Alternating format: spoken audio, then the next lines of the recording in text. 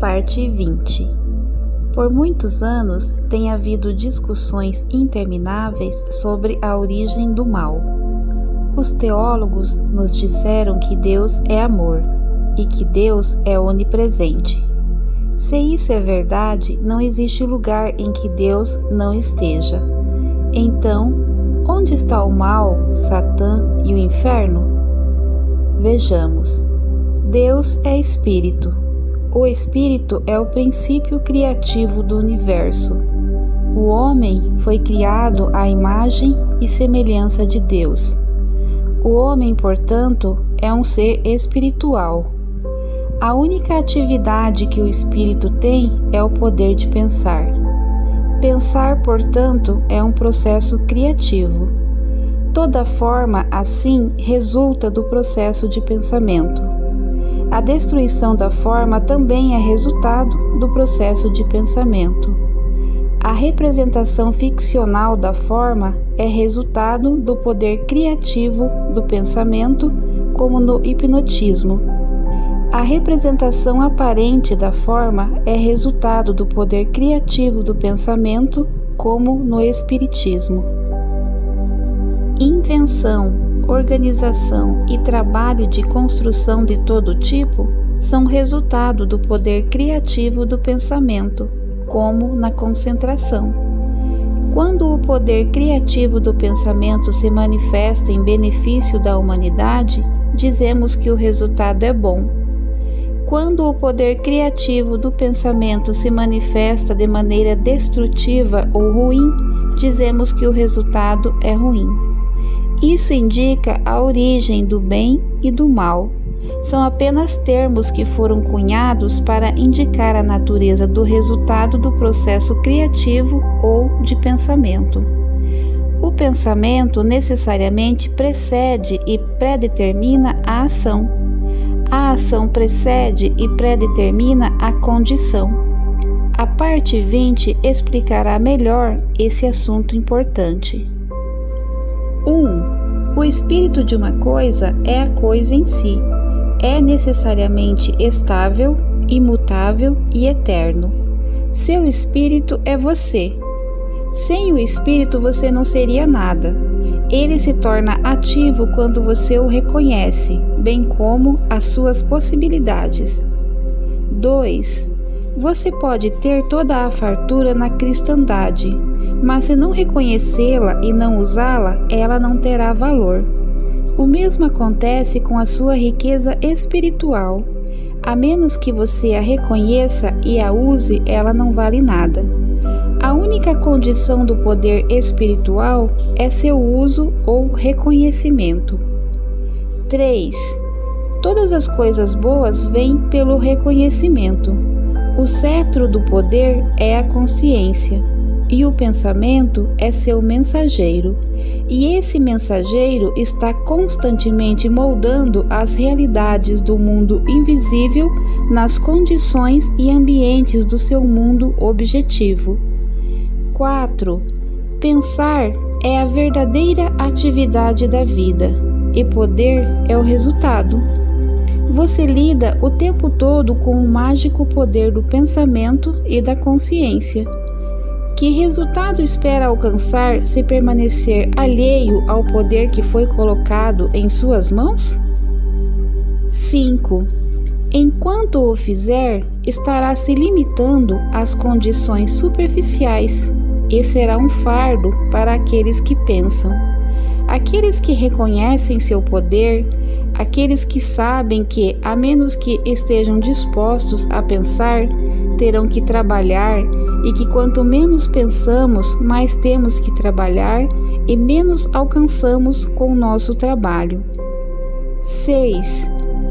O segredo do poder é uma compreensão plena dos princípios, forças, métodos e combinações da mente, e o entendimento total de nossa relação com a mente universal. É bom lembrar que esse princípio é imutável. Se não fosse assim, não seria confiável.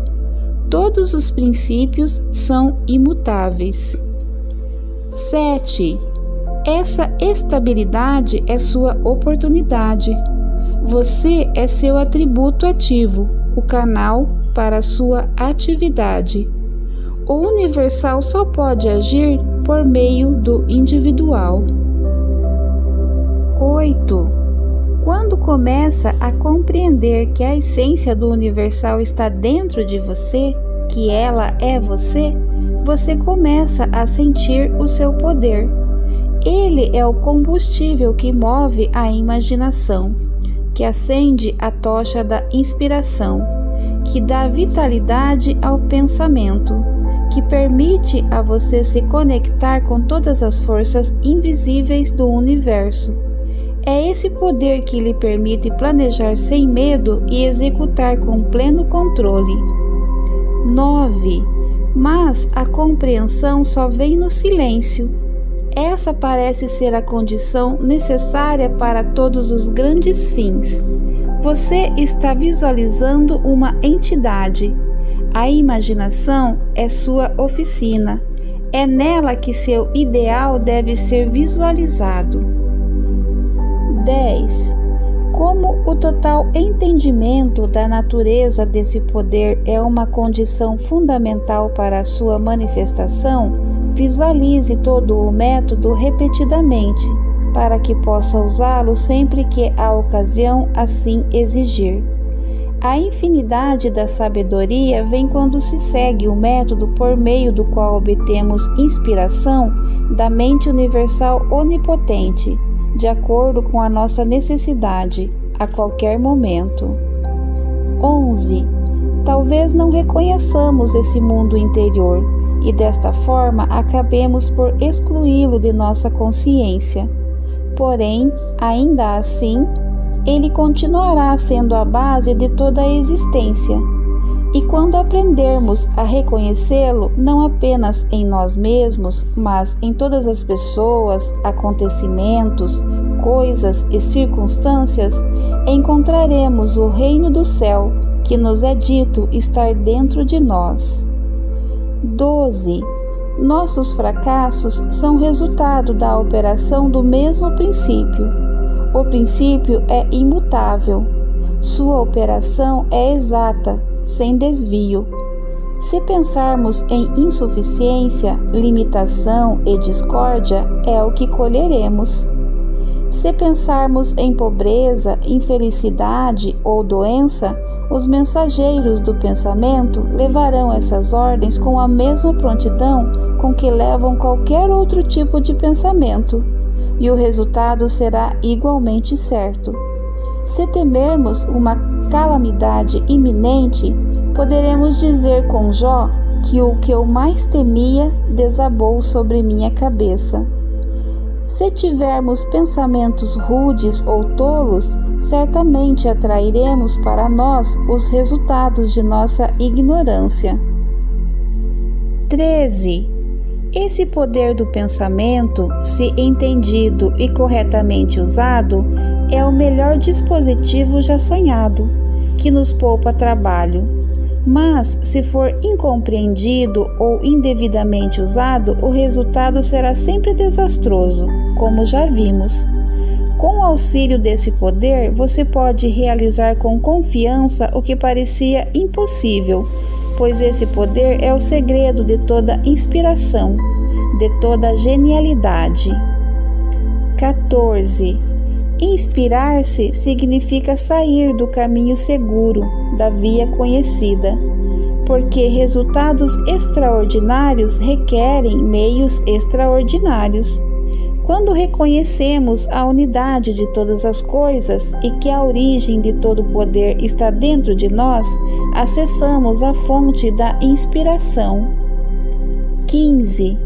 Inspiração é a arte da assimilação, a arte da autorrealização, a arte de ajustar a mente individual à mente universal, a arte de conectar o mecanismo apropriado à fonte de todo poder, a arte de distinguir o que não tinha forma, dando-lhe uma forma, a arte de tornar-se um canal para o fluxo de sabedoria infinita, a arte de visualizar a perfeição, a arte de compreender a onipresença da onipotência.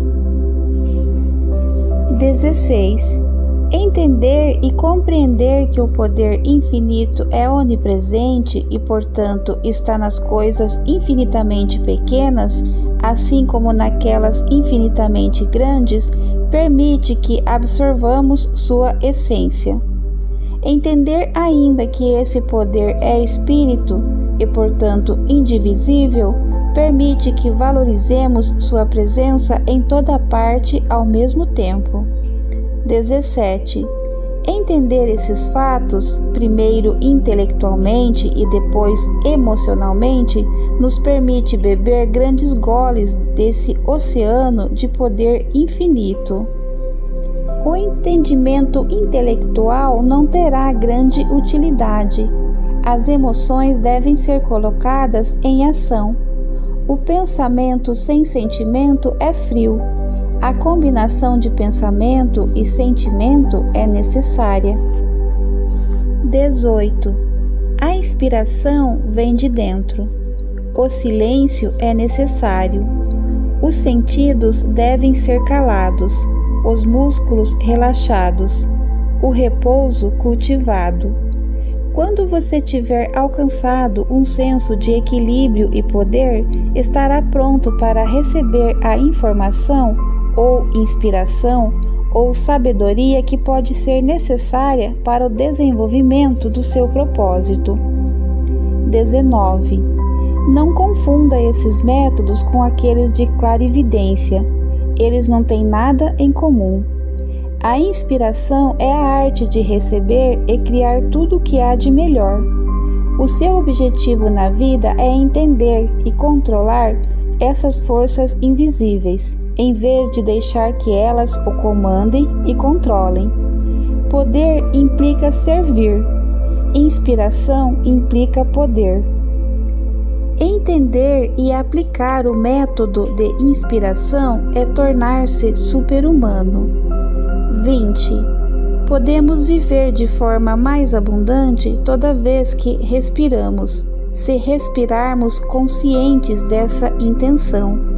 O ser é uma condição muito importante nesse caso, já que a intenção governa a atenção. E sem a atenção só podemos alcançar resultados que todo mundo alcança, isto é, um suprimento igual à demanda. 21. Para garantir um suprimento maior, sua demanda deve ser aumentada. E conforme você aumentar a demanda, o suprimento aumentará, e você começará a receber mais e mais do suprimento da vida, mais energia e vitalidade. 22. Não é difícil entender por que isso acontece, mas esse é mais um dos mistérios da vida que não parece devidamente compreendido. Se você se apropriar dele, verá que essa é uma das grandes realidades da vida. 23. Dizem-nos que nele vivemos, nos movimentamos e existimos, e que ele é um espírito, e novamente que ele é amor. Então, toda vez que respiramos essa vida, esse amor e esse espírito. Essa é a energia prânica, ou éter prânico, e não existiríamos um instante sem ela. Essa é a energia cósmica, é a vida do plexo solar. 24. Toda vez que respiramos, enchemos nossos pulmões de ar e, ao mesmo tempo, energizamos nosso corpo com essa energia prânica, a vida em si. Então, temos a oportunidade de estabelecer uma ligação consciente com toda a vida, toda a inteligência e toda a substância. 25.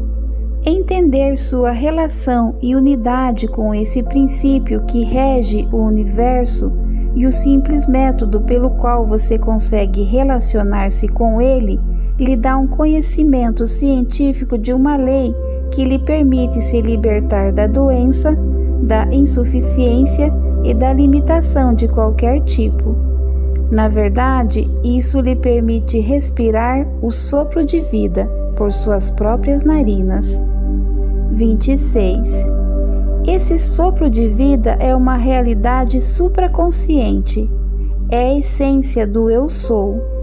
É o ser puro ou substância universal. E nossa unidade consciente com ela nos permite localizá-la e assim exercer os poderes dessa energia criativa. 27. Pensamento é vibração criativa, e a qualidade das condições criadas dependerá da qualidade do nosso pensamento, porque não podemos expressar poderes que não temos. Devemos ser para que possamos fazer, e só podemos fazer na mesma medida do que somos. Por isso, o que fazemos necessariamente coincide com o que somos, e o que somos depende do que pensamos. Toda vez que você pensa, dá início a uma sequência de causalidades que criará uma condição em estrita conformidade com a qualidade do pensamento que lhe deu origem. Um pensamento em harmonia com a mente universal resultará em condições correspondentes. Um pensamento destrutivo ou dissonante produzirá resultados semelhantes. Você pode usar o pensamento de forma construtiva ou destrutiva, mas as leis imutáveis não permitem que você plante um pensamento de um tipo e colha frutos de outro. Você é livre para usar esse maravilhoso poder criativo como quiser, mas deve assumir as consequências. 28. Esse é o perigo do que chamamos de poder da vontade. Algumas pessoas parecem pensar que, pela força da vontade, podem coagir essa lei, que podem plantar sementes de um tipo e, pelo poder da vontade, fazer com que gerem frutos de outro tipo. Mas o princípio fundamental do poder criativo está no universal, e, portanto, a ideia de forçar uma conformidade com nossos desejos pelo poder da vontade individual é uma concepção distorcida que talvez pareça dar certo por um tempo, mas por fim acaba fadada ao fracasso, porque antagoniza o mesmo poder que tenta usar. 29. Essa é a tentativa individual de coagir o universal, o finito em conflito com o infinito. Nosso bem-estar permanente será mantido de um jeito melhor por uma cooperação consciente com o movimento contínuo de avanço do grande todo. 30. No exercício desta semana, vá para o silêncio e concentre-se no fato de que nele vivemos, nos movimentamos e existimos. É literal e cientificamente exato. De que você é porque ele é. De que se ele é onipresente, ele deve estar em você. De que se ele está em tudo, você faz parte desse tudo e deve estar nele. De que ele é espírito e você foi criado à sua imagem e semelhança, e que a única diferença entre o espírito dele e o seu é de grau, que uma parte deve ter a mesma natureza e qualidade do todo. Quando tiver compreendido isso com clareza, terá descoberto o segredo do poder criativo do pensamento. Terá descoberto a origem do bem e do mal. Terá descoberto o segredo do maravilhoso poder da concentração. Terá descoberto a chave para a solução de qualquer problema, seja físico, financeiro ou ambiental.